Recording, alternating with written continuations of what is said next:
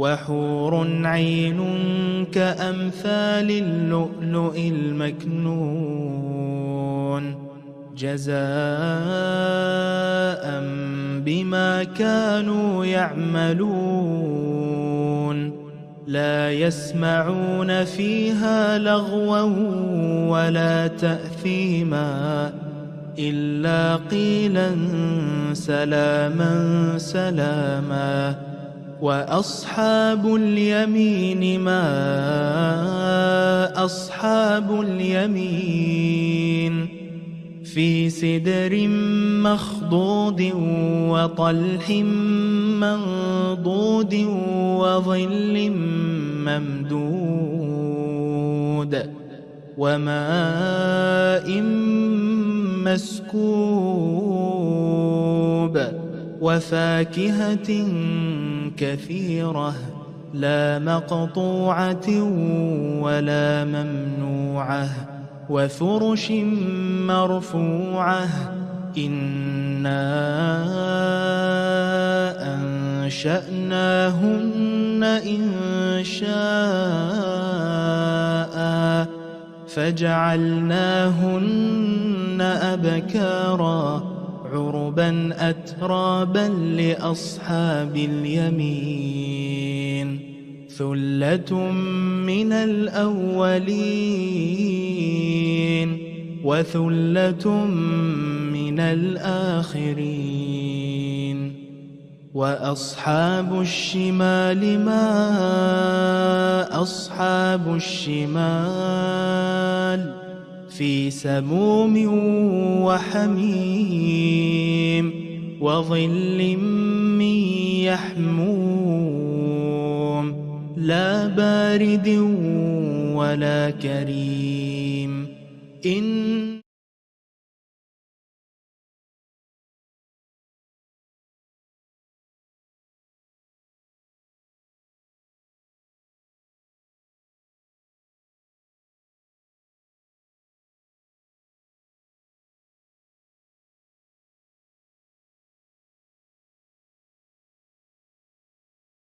on the birth, the wilada of Sayyidah Fatima.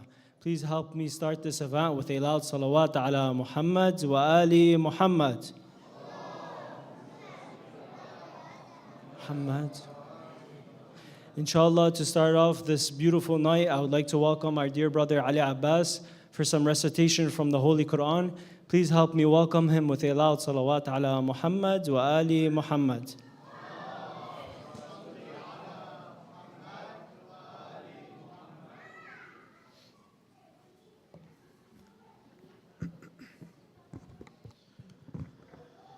صلوا على محمد وآل محمد.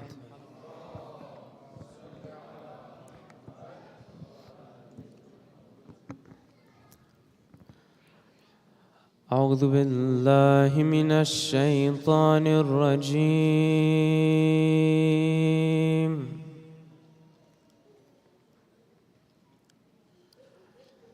بسم الله الرحمن الرحيم.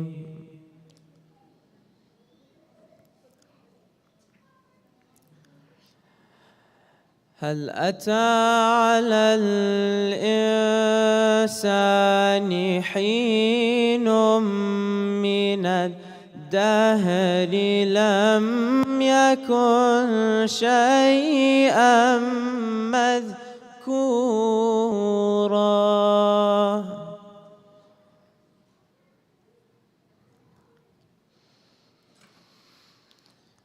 إنا خلقنا الإنسان من نطفة أمشاج نبتليه فجعلناه سميعا بصيرا.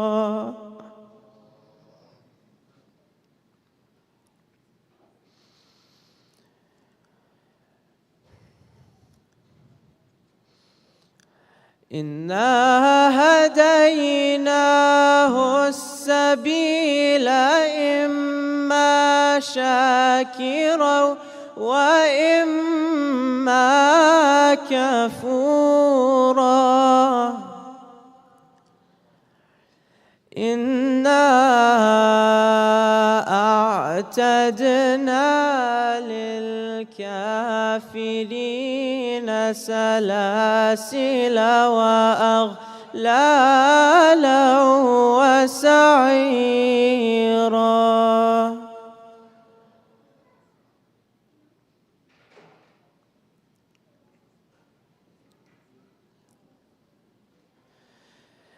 إن الأبرار يشربون من كأس كان مزاجها كافورا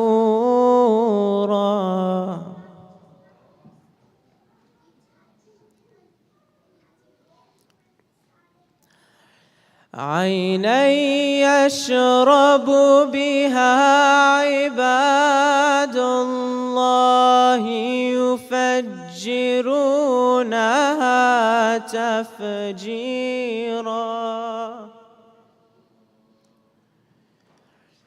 يوفون بالنذر ويخافون يوما كان شره مستطيرا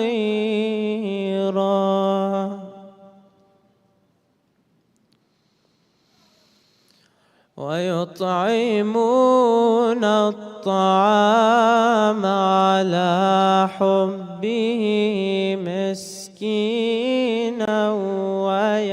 ويتيما وأسيرا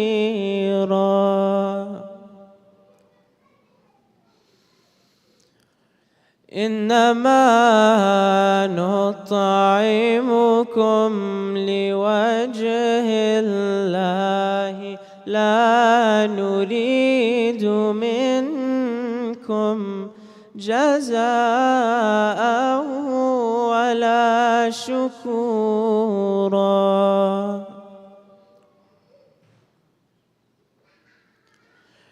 إنا نخاف من ربنا يوما عبوسا قمطريرا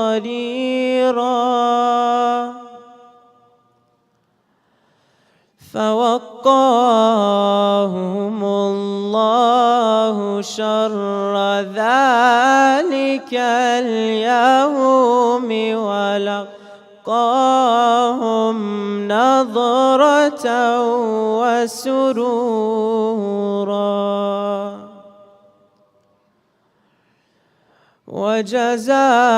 وجزاهم بما صبروا جنة وحريرا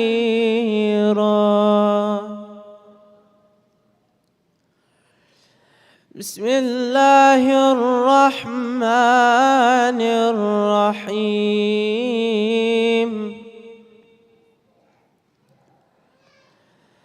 إنا أعطيناك الكوثر فصل لربك وانحر إن شانئك هو الأبتر صدق الله العلي العظيم صلوا على محمد وآل محمد.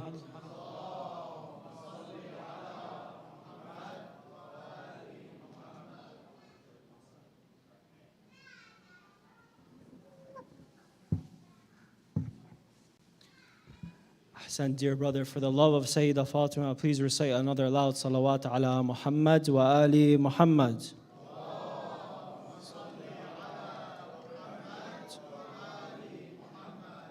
Assalamu alaikum, dear brother Shaykh Usama. Once again, we'd like to all welcome you to our birthday anniversary celebration for Sayyidah Fatima alayhi salam. Eid Mubarak and congratulations to everyone. Inshallah, just a reminder, there will be a dinner after the program. Even if you didn't have time to sign up, please join us. Our next program will inshallah be the walada of Imam Hassan al-Askari alayhi salam, and it will be inshallah, I'm sorry, that's the wrong appointment. Our next program inshallah will be in 2 weeks.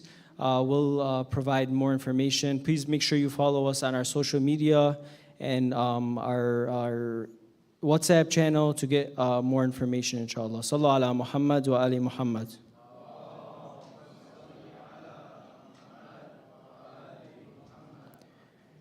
Inshallah, we are another important announcement. The students here at the Hari Montessori and at the parents worked on some different flower arrangements. So please make sure to check that out. When you're walking out of the lobby, when you're walking downstairs for dinner, there is the flower arrangements there, and they're selling them for $20. Inshallah, please make sure to buy one for your mother, your wife, your daughter, and inshallah, those are available down in the lobby. Without further ado, inshallah, just one more announcement. We just wanted to remind everybody that we do have the cafeteria downstairs open for nursing mothers, and the gym side this evening for children. If they need some space for running activity, please make sure that you direct them to that area, and when you feel like they're ready, they're more than welcome to come back upstairs, inshallah. Without further ado, inshallah, we would like to welcome our dear scholar, Shaykh Usama, with a loud salawat ala Muhammad wa ali Muhammad.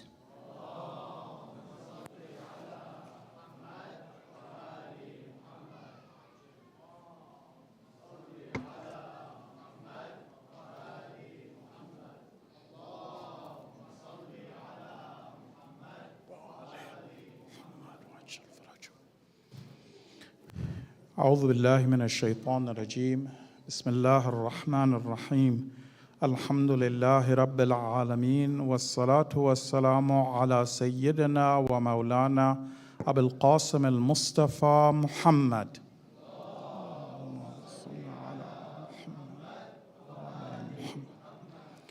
وعلى أهل بيت الطيبين الطاهرين المعصومين لا سيما بقية الله في الأراضين روحي وأرواح العالمين له الفداء رب اشرح لي صدري ويسر لي أمري واحلل عقدة من لساني يفقهوا قولي. Dear brothers and sisters in Islam, Assalamu alaikum wa rahmatullah. Allow me to extend my congratulations to the Imam of the time, to our Maraja, to our dear leader, Imam Khamenei, all of the mu'mineen and mu'minat around the world, and especially our dear Hadi family, you mu'mineen and mu'minat. Tonight's lecture is going to be 3 parts, inshallah.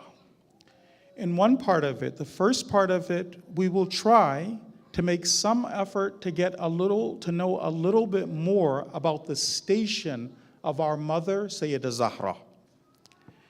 The second part of the lecture is going to be 2 steps that will help us to become Fatimi, because it wouldn't be right for us to only glorify her, venerate her, talk about how wonderful she is, but then not to talk about what our responsibility is and how to emulate her. And then finally, as you know, brothers and sisters, what we've been doing collectively as a family is to go over a book, Reclaiming the Narrative. And we've been going over that book collectively, and when we've gone over the book, then we've also tried to make sure that I pause long enough for our brothers and sisters to look at the ayat of the Quran themselves, because this is something that we're learning, and then it's going to be something that later we're sharing in other smaller circles. So that's something that's a little bit different. It's not lecture so much as it is class, that third part of it where we go over the ayat of the Quran that again we're going to be responsible for sharing. I also am very happy to see our parents and our children here. Alhamdulillah, this is a big blessing for our parents and then our children. We want to see that our children feel comfortable here. They feel welcome here. Now, as our brother mentioned, because there is dinner downstairs, Then the cafeteria area has actually been set up so that it can be arranged. The sisters sit in the cafeteria, and then the brothers will be sitting in the gym.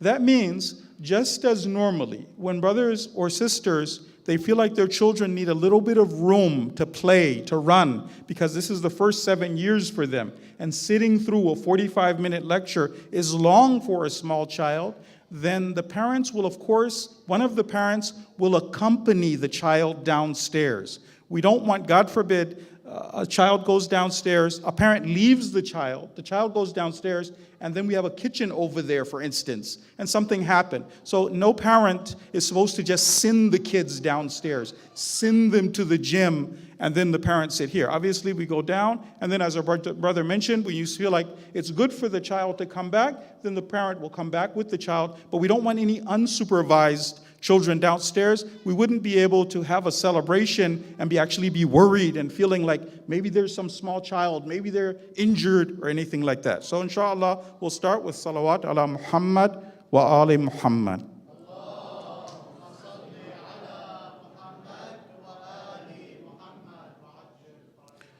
So we'll start off with the first part, which was the station. Again, the station of our mother with Allah subhanahu wa ta'ala is not something that you and I, we can grasp fully. I'm going to mention some of the ahadith. We'll talk about it. But again, this is much, much less than the reality. It's just that we're looking in that direction. We're hoping that Allah can show us a little bit about the station of our mother. I'm going to be taking some ahadith that have been mentioned by Shia and Sunni. There's some of them that have been mentioned, direct quotes from our Sunni brothers. Some of them are from Shia sources, together trying to paint this picture to see a little bit about who she is and the preparation that took place for a night like this or a day like this. Right? We're celebrating her birth, but tonight we'll be talking a little bit about what went into her birth and her coming into this world. So first, we'll start off by talking a little bit about our prophet.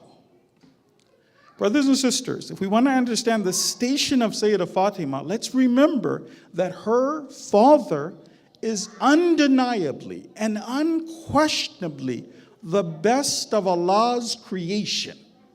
Not just the greatest of the messengers of Allah, but the best of Allah's creation to ever set foot on the earth.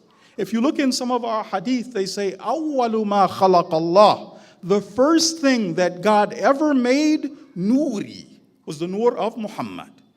Allahumma salli ala Muhammad wa ali Muhammad.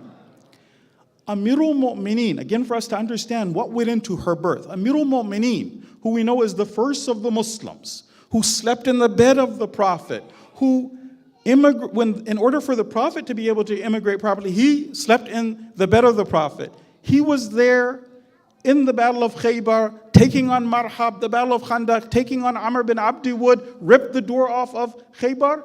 What does Amirul Mu'mineen say about Rasulullah?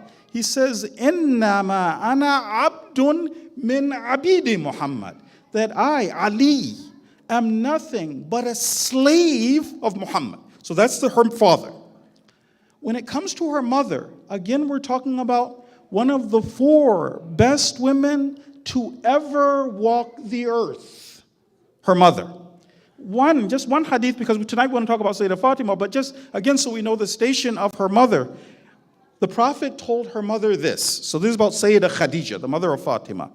Inna Allah Azza wa Jal. Truly Allah, the invincible, the majestic. La yubahi biki kirama malaikatihi kulla yawm mirara. Every day, on a daily basis, God boasts to the noble angels about you. Right? About Sayyidah Khadija. Every day, God boasts to the angels that I have a wonderful servant named Khadija. That's her mother. But just that father, and again, that kind of a mother, even that's not going to be enough. There's preparation that takes place. You've heard that one of her names is that she is a human being, but at the same time, one of the Hurul Ain, right? The Prophet explains why. He says, when I went on the Mi'raj, one of the things that I did was that I partook of some of the heavenly fruit. He took of some of the fruit. That fruit that the Prophet got on the Mi'raj is what's going to be later what forms Sayyidah Fatima. Even that, again, is not enough. So that kind of father, that kind of mother, Mi'raj, again, that's not enough. What happened? Angel Jibreel descended in all of his magnificence. What that means, he came in his original form. What the hadith tell us, and again, we don't know what that means, but the hadith say that that meant that his wings expanded over the east and the west. And he came to see the Prophet with a message from Allah subhanahu wa ta'ala. So Prophet at that station, Sayyidah Khadija at that station. Even then, what he told him, he said, this is from God now. 40 days, you have to separate yourself from Khadija. You're going to be given this ultimate gift of Sayyidah Fatima. 40 days of the Prophet at that station, go worship. At the end of the 40 days of worship, we learn from some of the hadith that again the Prophet was given 2 fruits. This time one for him and also one for Sayyidah Khadija. The angel came back to him on the 40th day, took that fruit. Then, that is the formation of Sayyidah Fatima. During her, when she was in the womb of her mother, she's speaking to her mother. And of course, we've already heard, and I've shared with you, that when she was finally delivered into this world, so a day like today, then those women came down from heaven to assist in her delivery. So that's a little bit, again, we don't know what she's really like, but a little bit of who the station is. Salawat ala Muhammad wa ali Muhammad.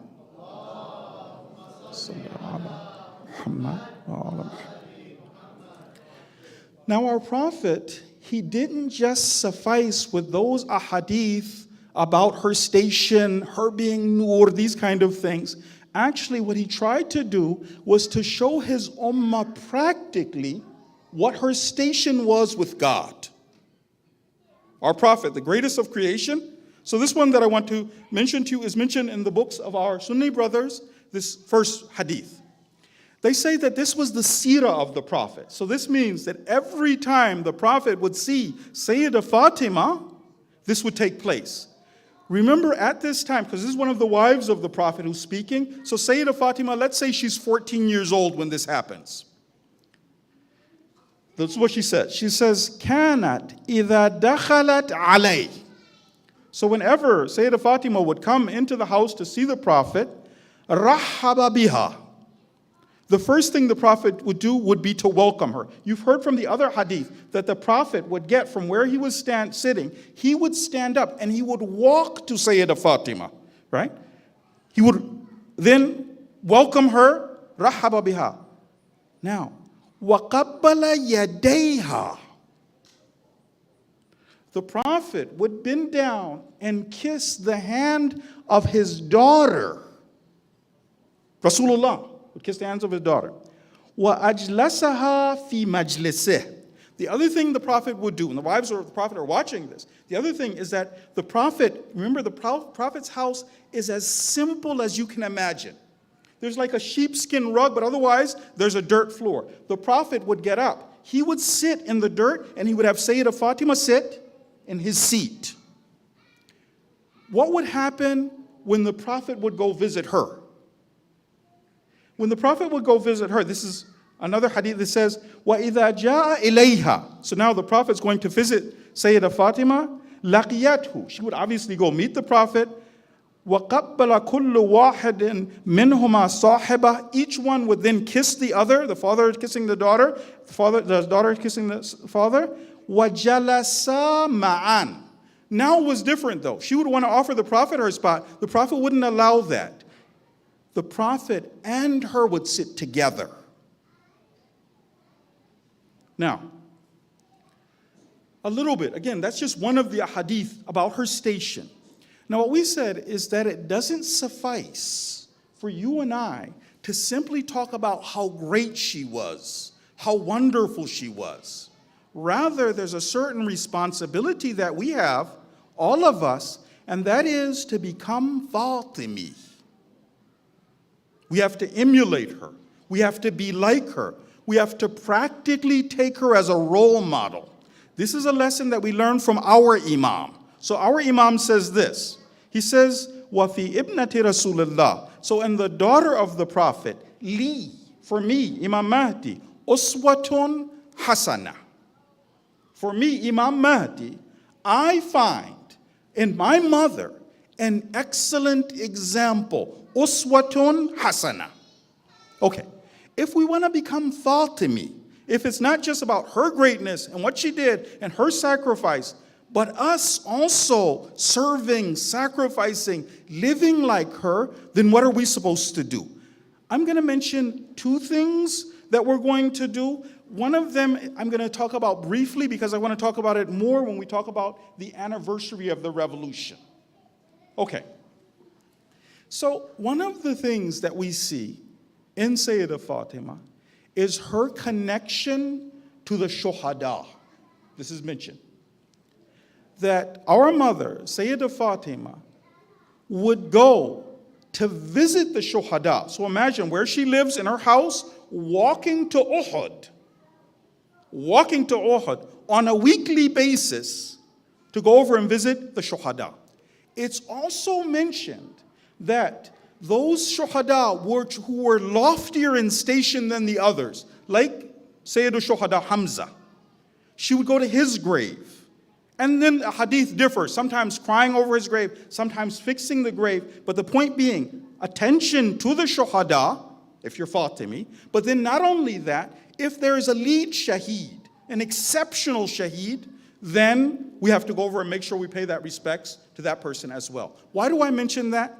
As you know, brothers and sisters, on January 3rd, two of our greatest shaheeds, Shaheed Haj Qasim and Shaheed Abu Mahdi al-Muhandis, and those mu'mineen who were with them, they had the honor of meeting Allah subhanahu wa ta'ala.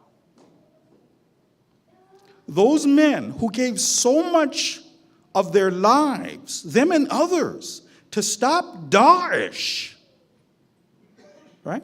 And it was by the order of the then president, right? Or the ex-president, Trump. But if you remember, Sleepy Joe was quick afterwards to make sure that he also congratulated and agreed, right? So for us, we weren't able last week, because of the gym situation, we weren't able to have a session for them, but we're now learning a big picture lesson. If I'm Fatimi, I should be remembering my shuhada. It shouldn't be that you and I'm going to later ask us to read Surah Fatiha for them, but it shouldn't be that we feel strange reading Fatiha for our shuhada. No, that's a lesson where any Fatimi, meaning you and I, in smaller circles, in other masajid, in other areas, because we're interacting with people, we should be asking them, well, you're all Fatimi. Fatima visited her shuhada. She remembered them. They lead shuhada. So then that's something that we should be doing. But now please join me with reciting a salawat, not a salawat, and then after that reading Surah Fatiha for our shuhada. Allahumma salli ala Muhammad wa ala Muhammad.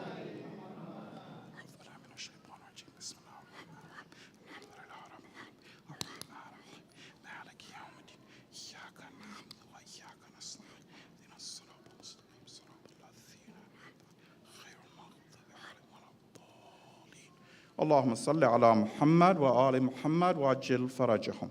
Now, next step. The next thing, this is again a lesson. So that was part of the seerah of Fatima. That was practically being a Fatimi. In addition to that, one of the things that we learned was the idea of recognizing the wali of the time and then defending that wali of the time. Recognizing and then defending. The next step for being a Fatimi is what I'm going to call the clarification jihad.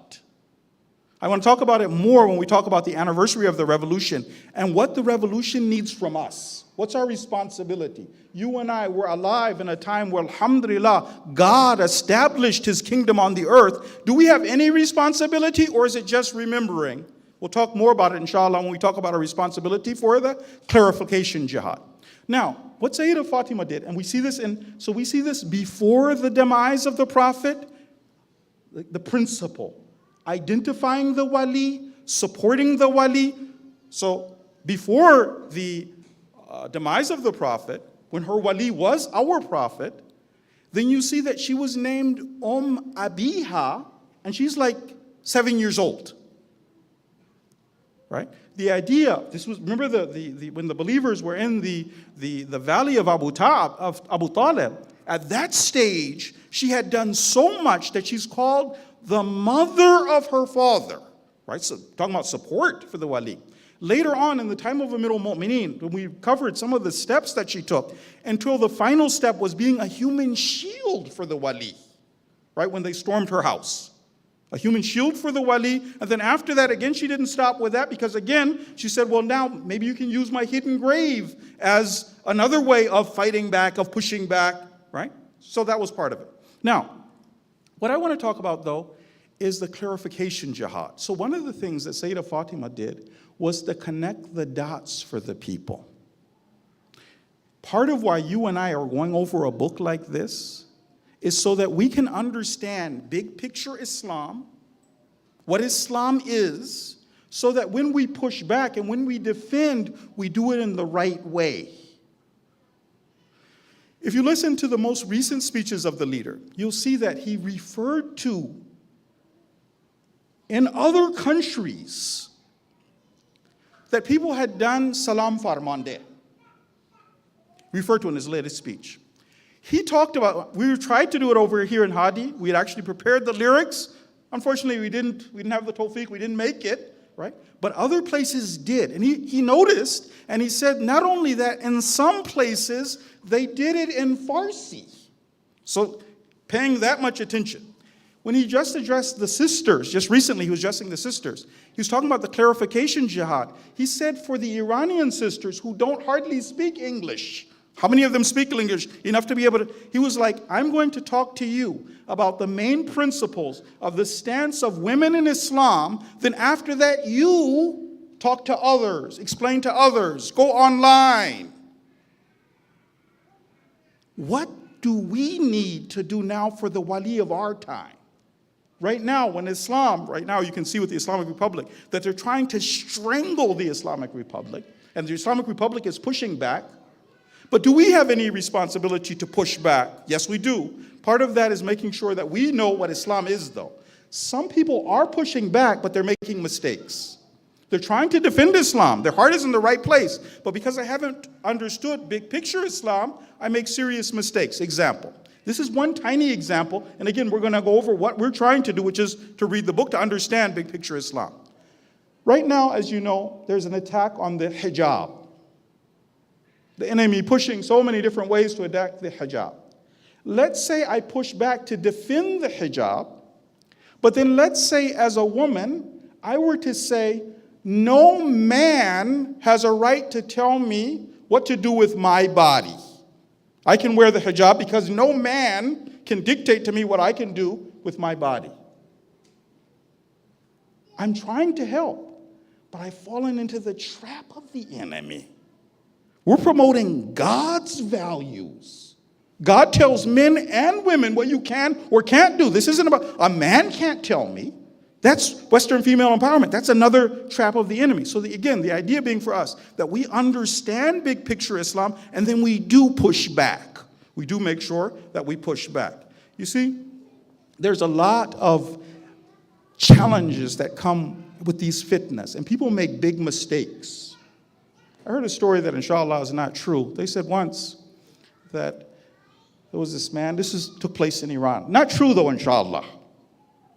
This man was a window washer and he was working on an 18th story building, and somebody shouted from the streets. They said, Jamshid, your child had a terrible accident and died coming back from school. And the young man couldn't take it. He leaped off of the building, 18 floors, and he starts flying down to the earth. Then as he's flying down to the earth, he starts thinking to himself, he was like, I don't even have a child. He flies down a few more feet, and then he says, I'm not even married. And then just before he hits the ground, he's like, my name's not even Jamshid. The Imam says this, Innal fitan, fitna, Innal fitan, idha aqbalat, shubbihat. When they first start, things aren't clear. They need somebody to connect the dots. وَإِذَا أَدْبَرَتْ أَسْفَرَتْ. Once it leaves, it becomes clear. There's Muslims who right now, with this massive propaganda war against the Islamic Republic, against Islam, against our values, against the way of the coming of the Imam, Muslims you see falling into traps. Who's supposed to help the Muslims? Who's supposed to be Fatimi? That's you and I. That's our responsibility. But inshallah, we'll talk more about that. We have to make sure that we've understood what Islam is. Not just giving our own version of Islam. Right? The Imam has told us, he says that, لا يحمل هذا العلم. No one, Amirul Mu'mineen, no one can carry the flag. No one can be Fatimi. Illa, except for people who are Ahlul Basar. One of them insight. Was-sabr. We're going to talk, inshallah, a little bit about ideological bravery. Wal-ilm, the Imam says, knowledge, bimawaqi al-haq. We have to know what the positions of truth are. We can't be like that story I heard. Inshallah, it's not true. They said once in Iran, there was a young man. So they went to this young man. They said, where do you work? He said, I work with my uncle. They said, that's interesting. What does your uncle do? He said, my uncle's unemployed. I have to know what Islam is. Then after that, stand for the positions of Islam and be able to defend. Now, brothers and sisters, what we're going to try and do is now go over the, is everything okay? Salawat ala Muhammad wa ali Muhammad. Salli ala Muhammad wa ali Muhammad wa ajil farajahum. Now, brothers and sisters, one thing that I just want to share with all of you. I'll wait for a second. Allahumma salli ala Muhammad wa ali Muhammad. There's something very important for all of us to keep in mind. These young children who are attending our majlis, who are having their first experience in the house of Zahra, it's important for all of us as adults to remember that their memories of the masjid are being formed. Let's say a child is just being a child, and then we humiliate that child. And then the child later doesn't really like the masjid. Another time we know children are children. We were all children before. In order for them to be, at the age of 7, able to attend the majlis, that means we have to sometimes take them out, back, but we want them and the families here. Salawat ala Muhammad wa ali Muhammad.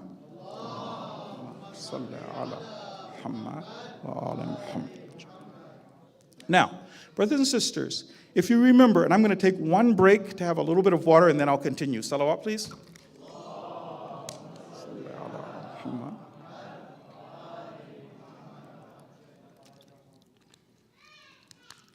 So, brothers and sisters, what we're going to be doing now is we're going to be reviewing Taqwa. There's something that we discussed before, which is called Quranic Taqwa. Just bear with me for 1 second. So, if you remember, brothers and sisters, at this stage of the lesson, we start to look at the ayat of the Quran ourselves. So I'm going to be mentioning the verses that we're going over because we're learning this, and later we have to share this.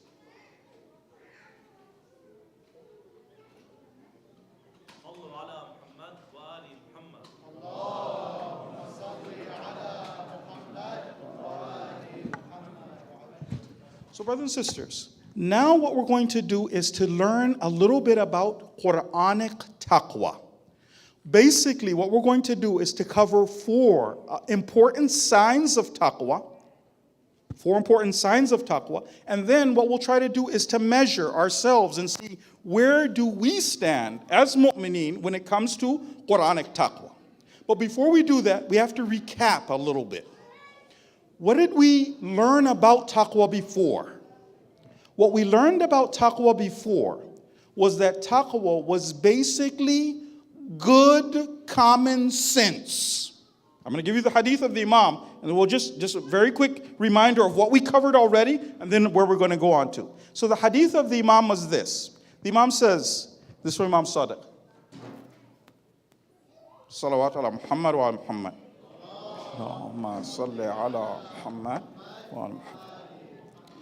The Imam says this, al-aqlu, so intelligence or common sense, al-aqlu ma ubida bihi ar-Rahman, is that through which the merciful is worshipped, right?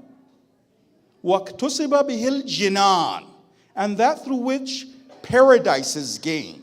So if you remember the last time when we spoke, and it's been a little while, we've had the Fatimiyya, so I'll just recap very briefly. What we learned was this, that common sense would lead a person to look out for their real interest.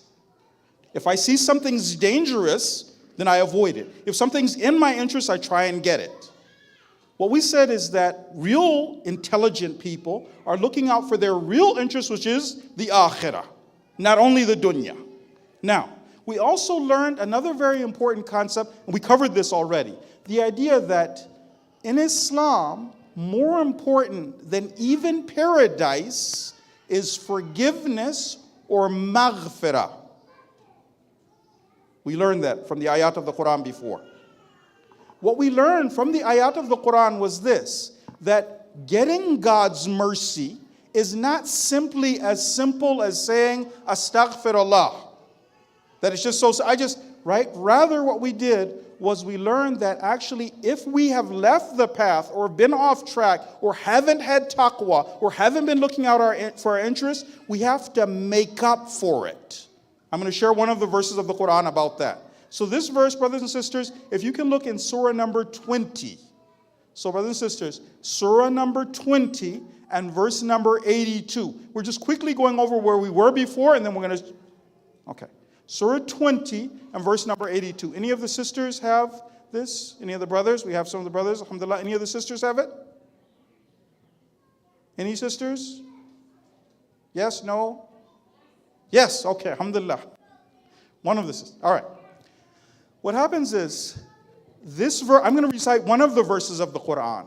But there are several verses. This is a Quranic reality. If you look at the verses that talk about Tawbah and Islah, Tawbah and reform, making it up. It's not just, I say astaghfirullah and I'm just forgiven, but making it up. This is just one verse that the leader chose for this. So this one is, it starts off this way.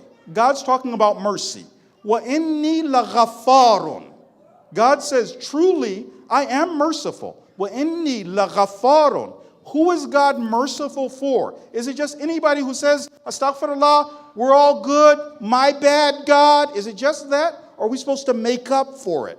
God says, who He's forgiven for? وَإِنِّي لَغَفَّارٌ لِمَنْ تَابَ.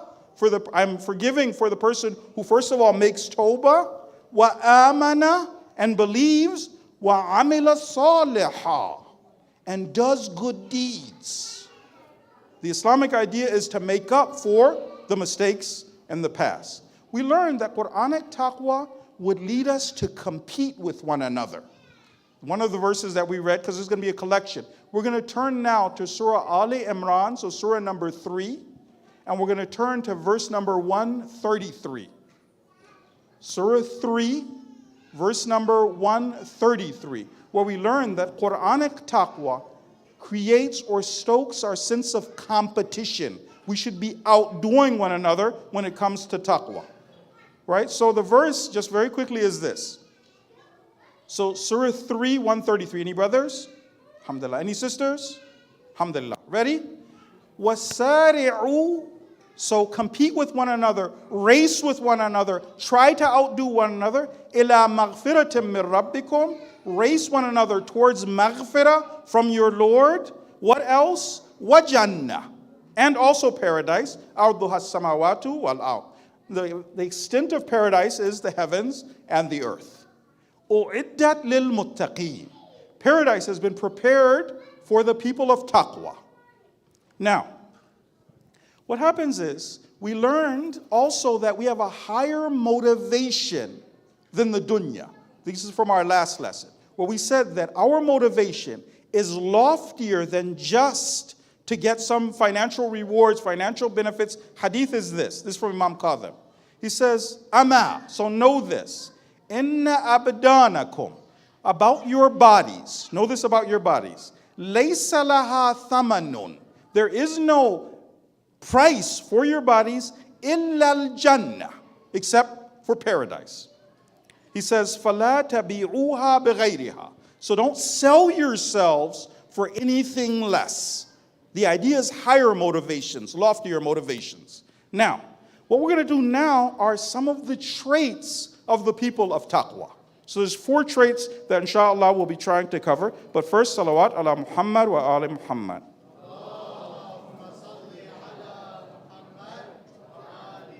Muhammad wa ajal faraja. Okay, if you brothers and sisters can turn to verse number 134. 134. So what we're going to learn is a Quranic lesson. If we want taqwa, if we want paradise, it's not just wishful thinking, it's not just hoping and praying. There's a relationship between taqwa and amal, actions. And these verses that I'm sharing, these are verses that make this very clear for us. Okay, so one of the verses is this. So this is surah number 3, verse number 134. Inshallah, everybody has it? God says this about, so we're talking about the people of Taqwa. What are the people of Taqwa like? Are we the people of Taqwa? God says this, الَّذِينَ, those who, يُنْفِقُونَ, they do infaq, they spend in the way of Allah, فِي السَّرَّاءِ وَالضَّرَّاءِ, whether things are good for them, things are going very well, or in difficulty. Now, infaq, brothers and sisters, is targeted spending. This is the mark of the intelligent. It's not just spending.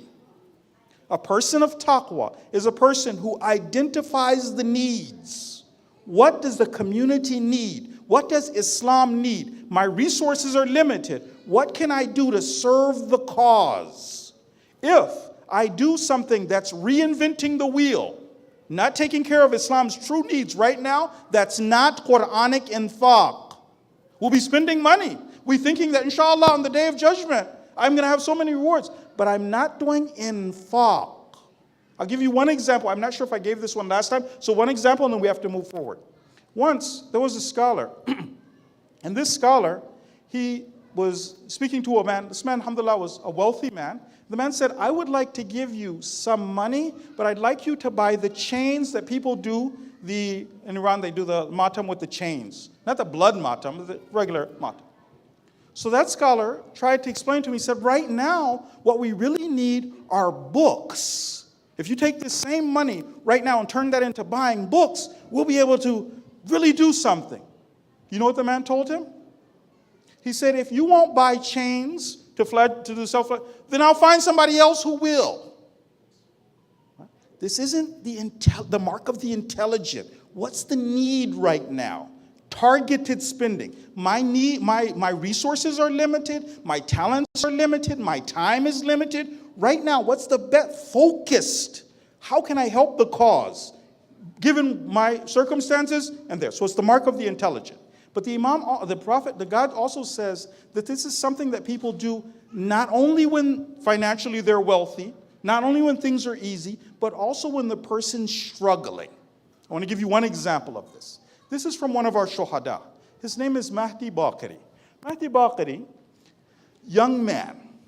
Even when you see, because he was also a little shorter, so he's a young man. When you see him, even though he's a commander, you would mistake him for any young man. Looks like in his 30s, okay. They tell a story. Remember, he's the commander of an army. So Mahdi Baqiri went to go over and to check a warehouse, to make sure the supplies in the warehouse, he's got to make sure everything's fine.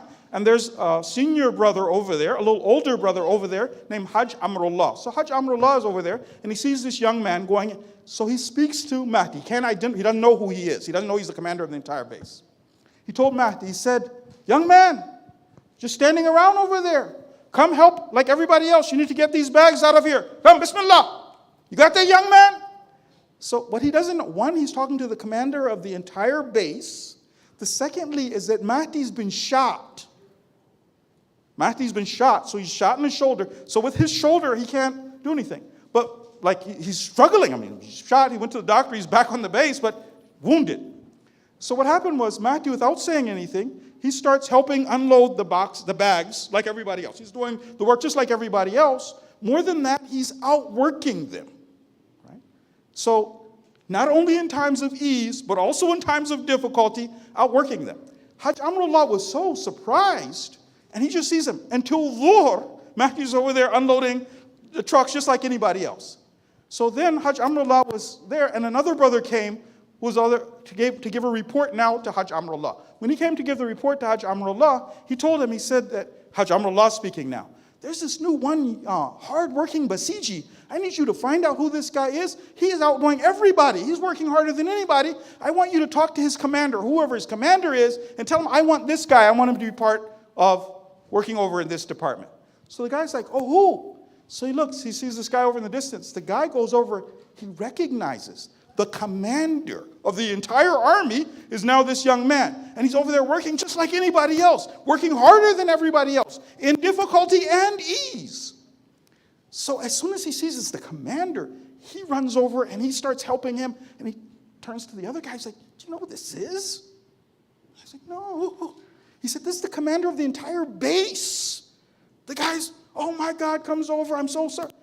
And the guy, Mahdi, just goes over and kisses all of the brothers on their faces. No, I'm just a Basiji just like anybody else.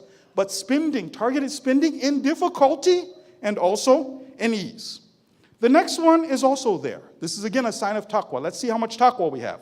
And of course, it's first for myself. So again, same verse, 3:134. God says this, the people of taqwa are the people who are وَالْكَاظِمِينَ الْغَيْظِ,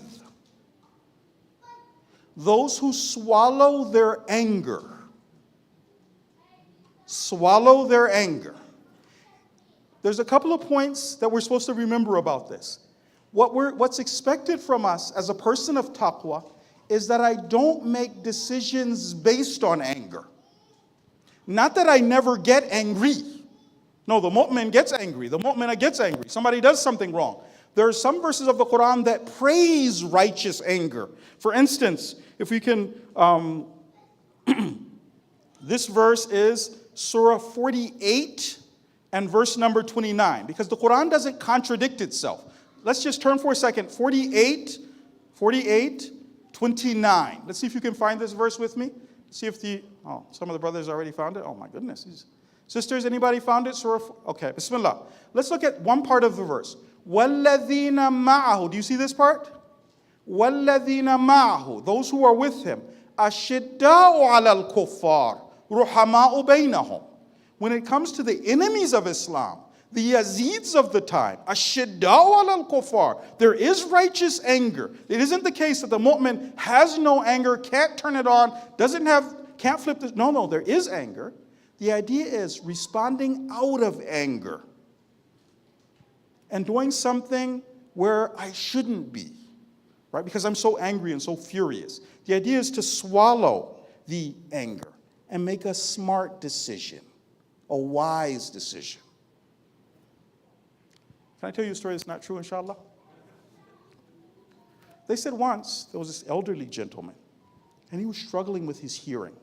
So he went to the doctor to get his hearing checked, and the doctor fitted him with these new wonderful hearing aids, and he could hear 100%.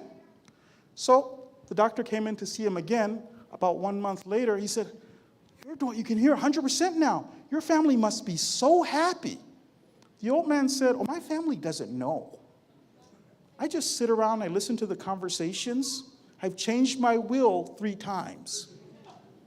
Make any decisions out of anger. Sit back. Okay. Next, وَالْعَافِينَ عَنِ النَّاسِ. The person of taqwa is a person who forgives.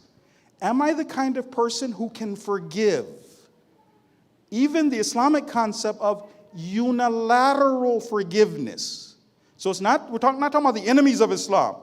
Family members, people make mistakes, our neighbors, mu'mineen, mu'minat. Can I forgive and even before people apologize?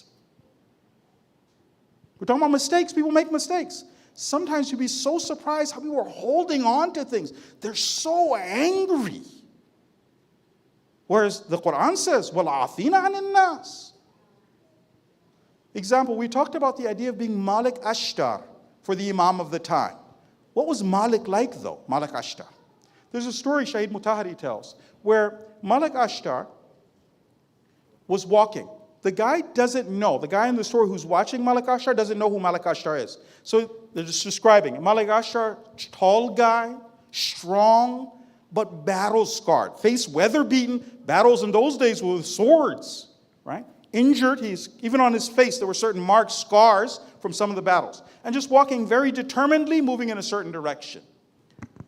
One of the Muslims sees this guy moving in a direction, decides to make fun and let everybody have a good laugh. So he goes and he throws like some garbage on Malik. And Malik just kept moving. Didn't say anything, just kept moving in the same direction. His friends, one of them came to the guy, they're like, you know who that was? He said, no, I don't know who he is. Nobody. He said, that's the living legend, Malik, the commander of Amirul Mu'mineen. The guy's like, Malik? You mean that? Everybody's terrified? That? He's like, yup, you stepped in it. The guy's like, oh boy, Malik. So the guy starts running now to catch up to Malik, because he's like, oh, he's the commander. Those are the good old days. And he said Malik just kept going, so he's following behind Malik. And he sees that Malik turns suddenly, and he goes to the masjid. Malik doesn't know he's following him. So he follows, and Malik goes into a masjid and starts making salat. So the guy's waiting. He waits till Malik finishes. Then he walks up to Malik, sits down next to him. He says, Assalamu alaikum, wa alaikum salam. I'm that guy who did that mistake. Please forgive. I was so ignorant, apologizing. Malik tells him, he said, the reason I can't, because first of all, he explains to him, I'm not going to retaliate. He said, the reason I came to the masjid was I saw what an ignorant act that was. Harming people, no reason, stranger, throwing something. I felt terrible for you. I came to the masjid to ask God to forgive you. Came to pray 2 rakats and ask Allah to guide and forgive the person. The last point that we'll leave for next time, you'll just have to read the verse yourself, is where it explains to us, if you read that last verse, because it's going to end with that how excellent those workers are. The last verse is this. You'll read it later on your own. The idea that if I have taqwa, it's going to show itself in my reaction time. If I've made a mistake, if a person really has taqwa, all they need is a reminder. If they're still insisting, if they're militant about their mistake, I'm making a mistake, but I'm militant about it, that means the person doesn't have taqwa, but the ayat of the Quran are most beautiful. So brothers and sisters, inshallah, we're going to end with that. Inshallah, we'll all be heading downstairs for the